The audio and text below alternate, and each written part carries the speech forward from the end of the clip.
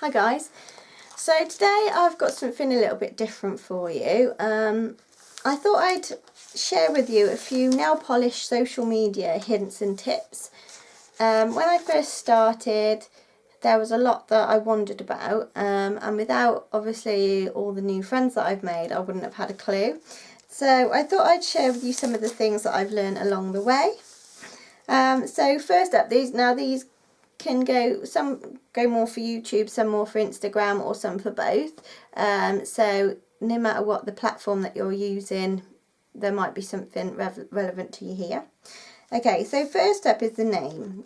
I changed my name around quite a few times until I settled on George's Nails 83.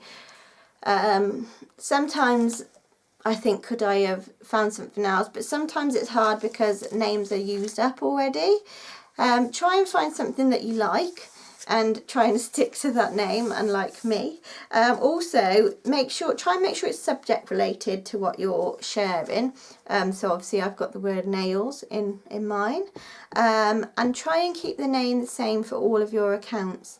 So if people want to follow you on something else, they can easily find you. That's always very helpful. Hashtags are another thing that I had no clue about to start with.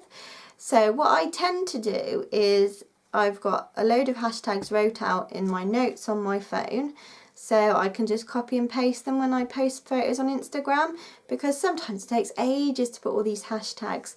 But the more hashtags you put, the more people can see the photos. So to start with, when you're building up your followers, that can be really handy.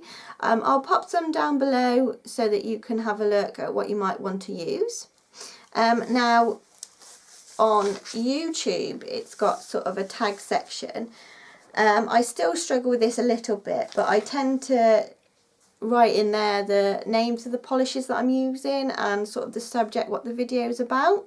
I have no idea how it works or if I'm doing it right, but that is what I do. So if you're wondering about that, that's what I do for that one.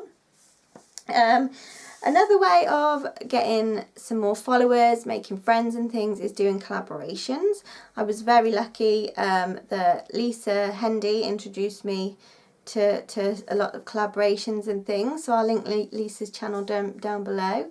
And obviously then, you know, through her I got friendly with Claire and Nika and Amanda and everybody. The community is so big, and once you start making friends here and there, you sort of, it starts opening up, and there's so many people and everybody's so lovely.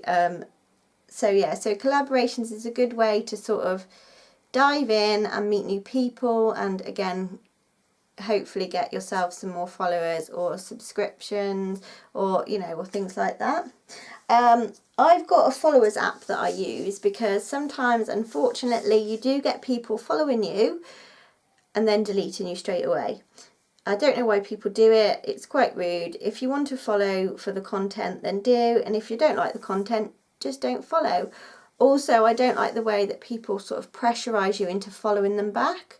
You know, it may not be something that you want to be looking at. So I do feel, make sure you're quite honest to yourself with who you're following. I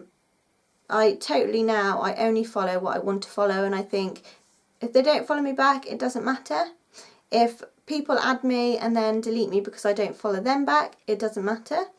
But I do keep a track of it on the followers app, just because now and again it also gives you an idea. You might be following someone for ages and think, oh my gosh, I forgot about that.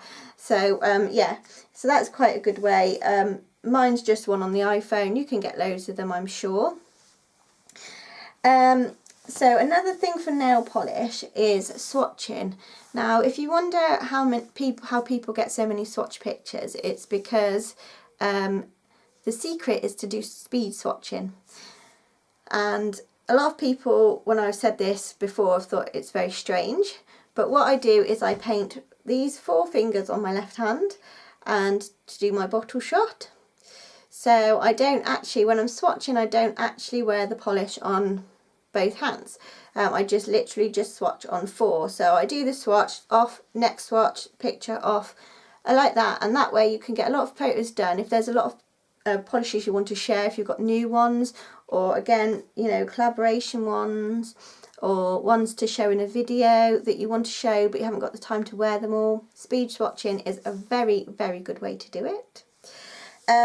There's also a thing that I struggled with was sort of the language surrounding the whole nail polish thing. There was a lot of words that I'd heard people use and I thought, I haven't got a clue what that means. So Jess Face 90 did a really good video. It's like a dictionary on nail polish, so I will hopefully find that and link that below as well, because it's definitely worth a watch.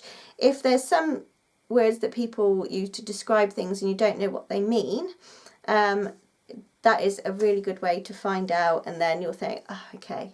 Sometimes it's just people use different words to others, so but yeah, that's definitely a good thing to check out.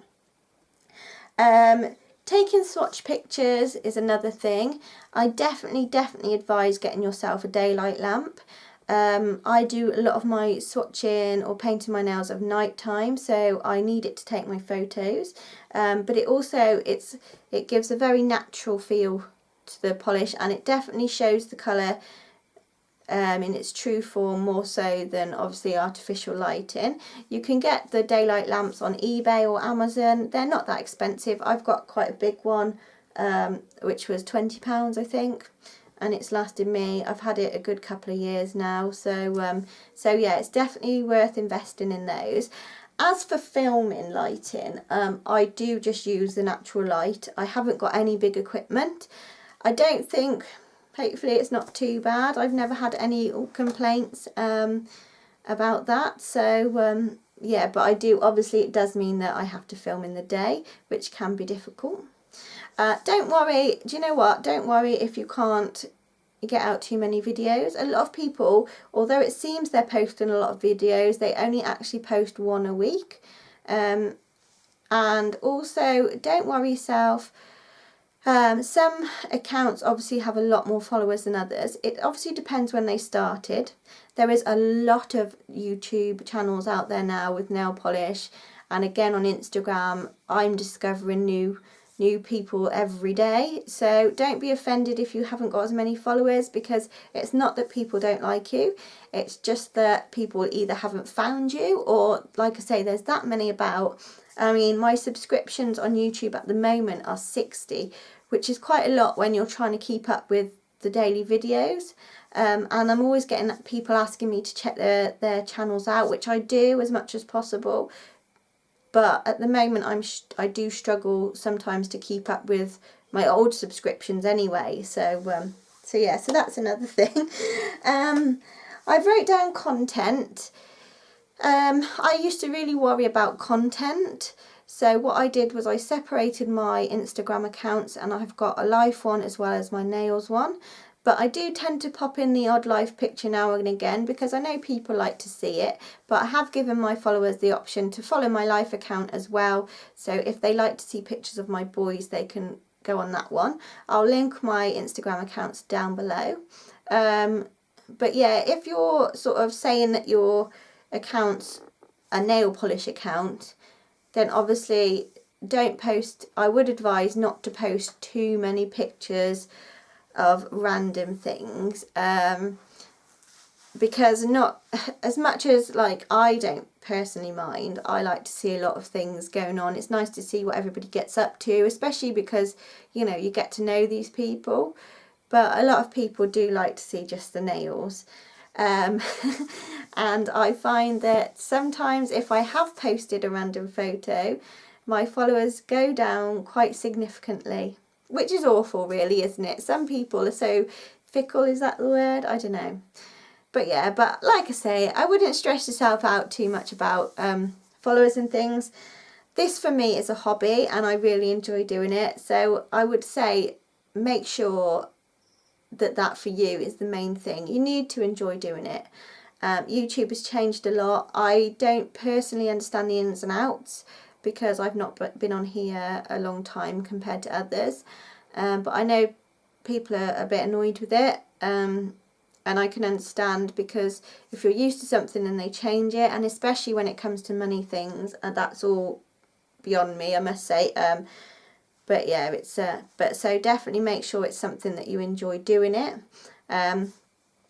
Like, this is just for me, it's sort of a way to chat to people about my hobby, so so that's why I did it in the first place. So yeah, so there's a few hints and tips.